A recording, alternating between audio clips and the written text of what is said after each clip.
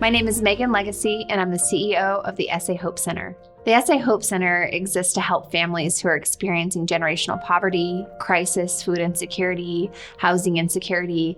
We help meet their immediate needs in their time of crisis, but then we sit down with them, build a trusting relationship with them, and help them identify goals and a path to a sustainable future.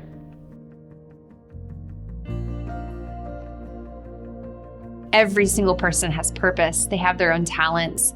And oftentimes life just, breaks people's spirits. And you get sort of in this cycle of just trying to make ends meet for that day.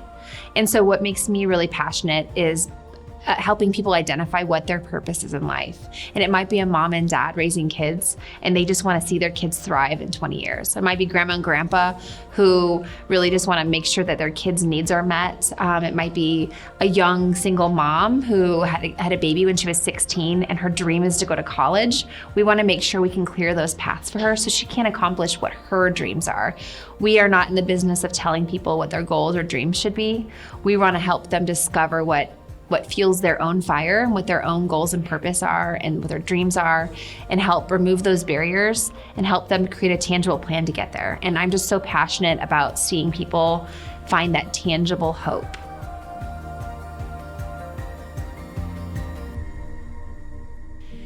This campus has been here since 2005. We've been operating out of an old bar and liquor store facility and school portables that have really served their purpose but are over 45 years old. And all at the same time, the need in the community has increased. We've gone through COVID, we've gone through a lot of inflation. So families are really hurting, and the need for services has just increased. We knew for many years that we needed to improve our facilities, that our campus itself would become a barrier and a limitation. We started doing some planning back in 2016 and dreaming about what could be, and then actually started working with architects on building the campus. COVID hits, and it's like, okay, what are we going to do? Costs of construction just continue to rise. And so the opportunity to partner with Bank of San Antonio on this loan is really an opportunity for us to help the community. We're going to have expanded classroom facilities, mental health, drop-in childcare. None of that would be possible without a loan from the bank to be able to help us cover many of the pledges. Even when we raise all the money, there's pledges that come in over multi-years, but we need the cash up front. So this loan is making that possible.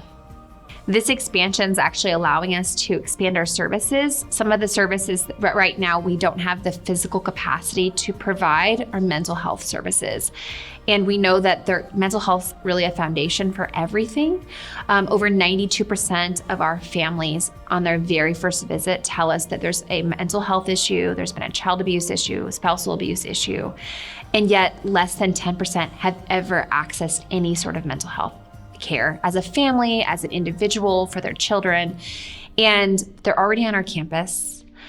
They're already receiving classes. They already have relationships here. And so it only makes not just sense, but I feel like it's a critical service to provide that mental health. So our plan is, after we build this new campus, to be able to hire mental health professionals to meet the needs of the community. Several years ago, we actually built this building that we're in right now, and we did a small bridge loan for this building, which would not have been possible without Bank of San Antonio.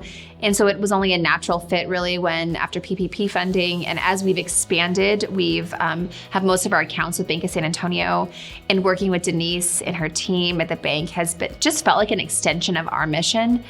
Just like most businesses, nonprofits are businesses, and we do have to have very strong financial acumen. We have to be thinking about the future. We're thinking about endowments and growth and that kind of thing. And we do have to have really strong banking partnerships.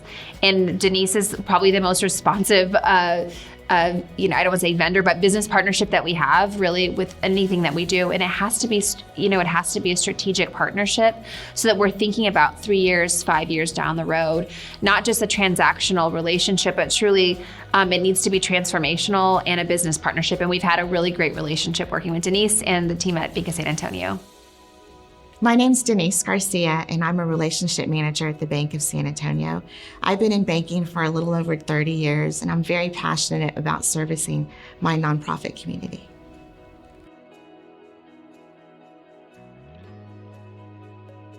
I think in just any role as a banker, just giving back and finding that not only is my position being of somebody that is able to help, but to be able to have a higher purpose of serving and giving back, and to know that just something of being a resource for someone to introduce them to a nonprofit that they didn't know existed, that is able to help them in a way that they didn't see that they had that available to them as a resource. For the relationship with Megan, specifically in SA Hope, I was really excited to have the opportunity to work with her, to know that they were going to be expanding in this on the West Side, and what that was going to be able to do to give back to the community.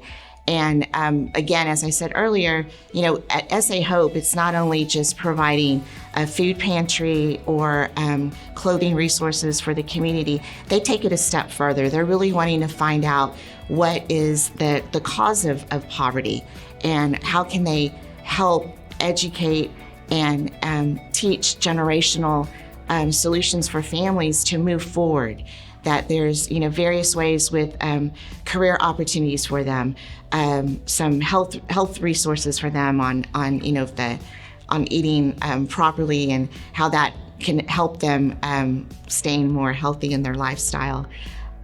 Just what they do as a holistic approach to generational poverty. That was key for me, and to know that she was going to be able to expand this wonderful center to be able to serve the West Side community is what was passionate for me.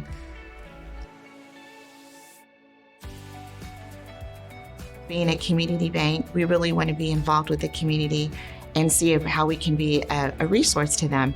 So when someone comes to us from a nonprofit, it's not anything that is necessarily a certain straightforward, this is how we're going to be able to service your need.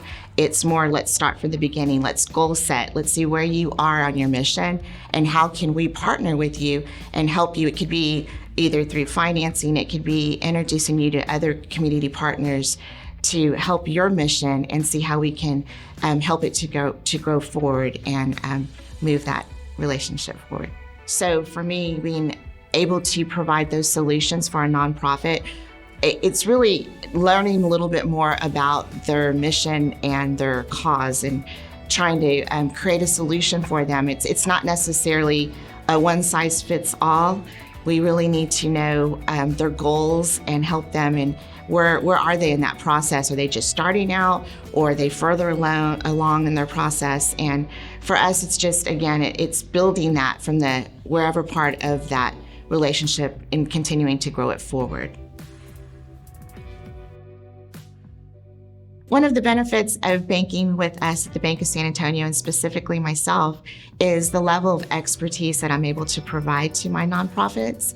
Because I've worked with several nonprofits in the community, I've seen various phases, and I'm able to strategically plan with a nonprofit and help them to take their nonprofit to the next level. And it could be something as simple as just the operating accounts for them, or if we are going to do a little bit more planning to where we're looking at strategic growth and how they're going to expand their nonprofit. And so I feel that I'd be able to provide, again, not only the expertise level, the resources, but also the networking abilities for them to introduce them to other nonprofits in the community. It's not a cookie cutter type of transaction. We really want to be able to formulate that and structure it where it's going to not only obviously benefit the nonprofit, but for us as a lender to make sure that we're able to service that need for that client. So it's very important for them to know that it's not something that they're going to have to fit in a certain category or a box. It's something that we would strategically plan and structure for them. To be able to know up front what their nonprofit and how they have a capital campaign already started, and what they're going to be utilizing those monies for, or if they are needing advice on how to start the capital campaign. That would be something that I provide those type of solutions for them, or our guidance at least for some of our nonprofits.